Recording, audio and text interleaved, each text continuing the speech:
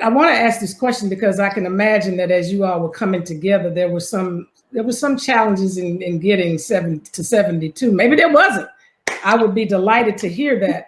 But what were some of those challenges in securing, if you can share, but particularly for those who are still employed, that may not be at the top, in corporate America, in major companies. I can share, and at the end of the day, as I told some people, I don't judge them, but there were some people who said, I'm concerned, given the position that I'm in, that there could be retaliation in some way against me. My perspective is, in business, to be successful in business, you have to display courage. Yes. You have to display courage to be successful in business.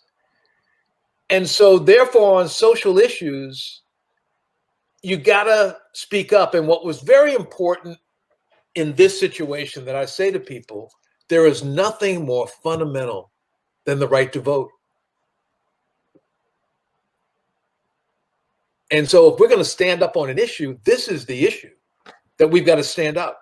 And so, people are in different situations. And I think one of the things that's important is not to ostracize those people who did not participate. And most people did, but there were a few that didn't.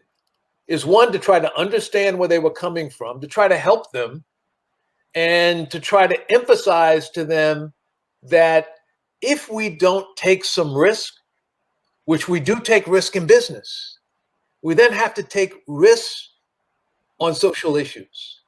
And we can't, let me be clear, we can't be involved in every single issue. But we need to understand what are the fundamental issues, what are the important issues that we need to take a stand. Robert, I'm sure you have a perspective. I'm into that, and Ken is right. There are many of our brothers and sisters who were uncomfortable signing this because as they felt, the backlash that they may receive immediately. And let's be clear, there's going to likely be some backlash that many of us who did sign will receive over time. Absolutely. Some of it will be blatant and we will see it, and some, like all things, will be subtle and there'll be an erosion.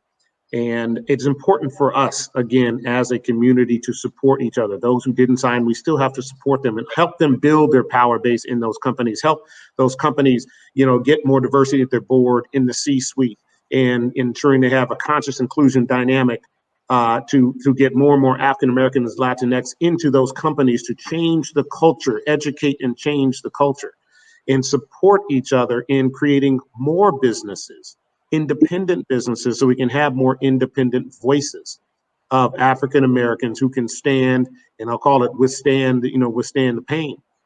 Because listen, as painful as it is today, it is nowhere near as painful as our prior generation went through. We owe it to them. We owe it to our ancestors that we stand and we have courage and we take the fight forward.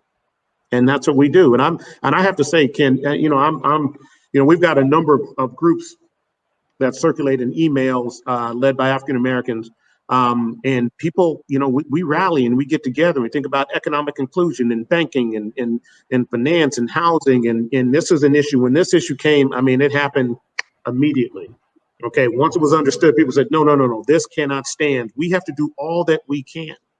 And part of all that we can beyond signing the letters is now to educate and have the conversations. Ken and I and others, we went to different organizations, Business Roundtable, and said, listen, you all need to jump on this too, okay? We then started talking to a number of state legislators. You all need to get on board with this too. This is important. If we're employing people in your state, you need to understand how we feel as corporate leaders about these sort of activities.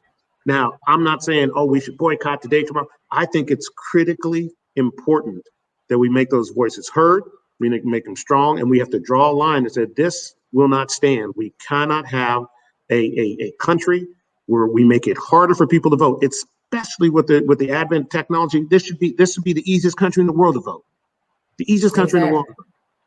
And, and you all know this, African Americans, we stand in line on average 10 times longer than white Americans. You can talk about the number of the polls, the access, all those sort of things. And you can just see all this at the edges is just built to pick it off at the edges. And every single election that we cared about in this last cycle was one at the edges, all at the margins. So it's critically important that we not only understand and recognize where we are today, but where we're going tomorrow, which is we should be using and utilizing technology more efficiently so every American has a chance to vote in a fashion that has the least amount of friction. Those are the problems that we should be focusing on for the future.